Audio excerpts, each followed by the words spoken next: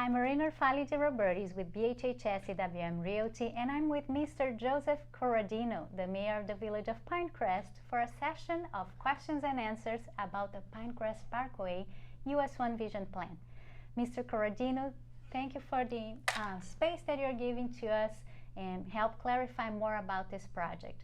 Before we start the questions and answers, could you please give us a quick minute overview of what this project is?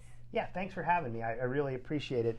We're upgrading our US1 Vision Plan, and that's a plan that we originally did in 2012. And so it's about 12 years old, 10 years old, and it's time to go re-look at that. So we've been very successful with the original plan, and now what we're doing, because in the intervening 10 years, we've talked about diversifying our housing stock, making sure that young people had the opportunity to move in, older folks could live in the neighborhood when they wanted to downsize from their acres. We're looking at upgrading the visual quality of the US1 corridor. We're talking about making better places, a better dining, shopping experience for our citizens. We're also looking at us being able to support the new transit line that's happening on the corridor, a $300 million investment with Miami-Dade County. And so that's what we're all about. We're entering the process right now, and we're very excited about it. Residents may be worried about the increase of population density in our village and how this could change the character of the Village of Pinecrest. This could impact the values of our homes. Can you please help us understand how the village is working to prevent this from happening? Yeah, absolutely. When we talk about land has two things when it comes to zoning and land use. It's got a density and it's got an intensity. And what we're doing here is really simply tinkering with the ratio of each. Right now, it's got 100% intensity. That's commercial space. Density is population. We're gonna try to better balance density and intensity. The good thing about that is commercial intensity is much more impactful on traffic than residential intensity. So as we put residential into the neighborhood, the amount of trips and the amount of traffic congestion would go down. The traffic from commercial is about twice as much as it is from residential. Relative to property values, this will only have a positive impact on property values. Property values tend to go up around rapid transit stations. That's not only well known nationally, but if you take our own example at Dadeland, that was done at about the same time Pinecrest had incorporated, and the property values there have gone up faster than the property values of surrounding neighborhoods. So it would have a positive impact on property values.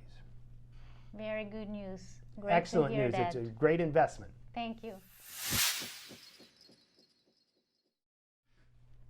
We have seen a transformation of several cities along the US1 corridor, and residents may be wondering if similar change will be taking place in the Village of Pinecrest.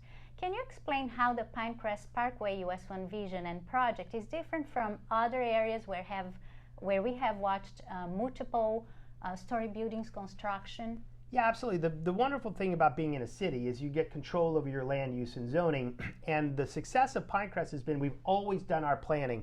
We're always being ahead of the problems, and this is no different. This is our project. We don't want to be Coral Gables. We don't want to be Miami-Dade County. We're a less dense, we're a lower scale community, so we're not talking about high-rise buildings. We're not talking about those types of 16 and 20-story buildings. We're really keeping it low, 6 stories or less. And that's usually had a positive effect for us. That's very great news. Just as a follow-up, do we have specific areas where this project will be happening? Yes, absolutely. This isn't corridor-wide. We're looking at the corridor, but we've right now got basically 3 different areas where it's happening, one of which already exists in North Pinecrest across from Dadeland. We'll be updating that area. The area and the commercial area around 104th and the commercial area around 136th Street. The issue is that we want to make sure that this type of planning and development doesn't spill into the residential areas. It's pushing the residential into the commercial, confining it on the commercial corridor, and thereby protecting the single-family residential character of our neighborhoods. I'm delighted to hear that and to know that the residential area in our states will be protected by this project in a very proactive way. Yes, and that's something that we can only accomplish through a planning exercise like this. You know, the county comes in every so many years and draws a circle or some lines about where they want to put the population, and it's always on top of our single-family neighborhoods. This ends that conversation once and for all. It will never be on top of our single-family neighborhoods. This protects the character of our single-family neighborhoods 100%. Thank you for the clarification. You're welcome. What is the timeline for this transformation to happen, and when should residents start to see change around our area? We don't really have a timeline. Pinecrest is about quality, not quantity. We started this process in January of 2021, and we've slowed it down. And so we'll do it till we've got all the input we need from people. Change, the only change you'll see from this are potentially new comprehensive plan language and new zoning code language. The village isn't a developer, so we don't build any of the buildings. This will happen at the pace of the market. And if you look at it, the areas that we changed in this very same scale in 2004, nothing has been built there. So it will take time. This is a vision that will be implemented over 10, 20, and 30 years. How can residents get more involved with the Pinecrest Parkway US1 Vision Plan and share thoughts and concerns that they may have around this project? We've been very successful in the past with our Inspire Pinecrest campaign, and this will follow that same format. And as we get deeper into this, we'll be setting up a citizens committee that will really be the citizens' efforts. It's almost like a steering committee for the consultants that we hire. Then we'll do public workshops, we'll do stakeholders meetings one-on-one, we'll meet with homeowners groups, and really anybody that wants to talk will be able to meet with us. And then of course, I'm always accessible. My cell phone number is 305-606-2364.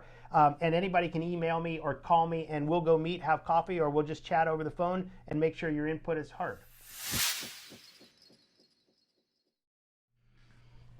Thank you, Mr. Mayor. Any final thoughts around this project to share with us today? Yeah, it's been a pleasure. I just want to let everybody know this is a Pinecrest process. It's very controlled. It's very confined. What we're looking at here is only addressing the commercial properties on the US1 corridor, and immediately around just a handful of locations at 104th, 136th, and then up north at about 88th Street. And so it does not impact at all the single family properties. In fact, it should have a positive impact on those. It's a process without a timeline because we want to do it right and get as much input as we possibly can. And I'll promise you, as we get through this process, the final recommendations will have the consensus of the community, and it's something that everybody in Pinecrest can be proud of. Very good. I thank you again for your Thank you time, for being here, for clarifying the questions and concerns that residents may have.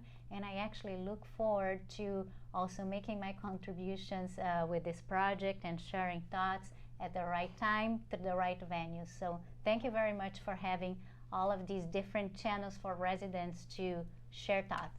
Thank you for being here. This is great. Thank you.